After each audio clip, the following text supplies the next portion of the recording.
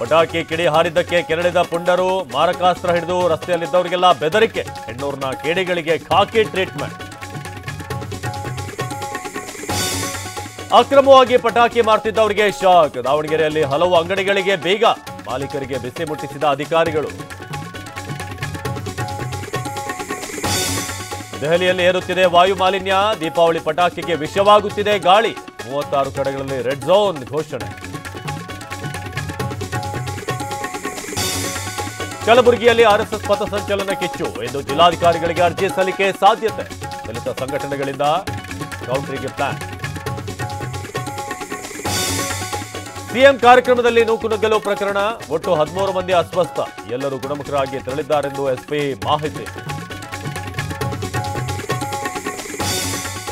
ಮಾಜಿ ಸಂಸದ ರಮೇಶ್ ಕತ್ತಿಗೆ ಅಟ್ರಾಸಿಟಿ ಆಪತ್ತು.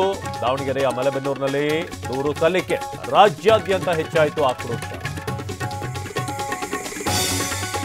ಹಾಸನಾಂಬೆ ದರ್ಶನಕ್ಕೆ ಇನ್ನೊಂದೇ ದಿನ ಬಾಕಿ. ನಾಳೆ ಸಾರ್ವಜನಿಕರಿಗೆ ಪ್ರವೇಶ ಬಂದ್.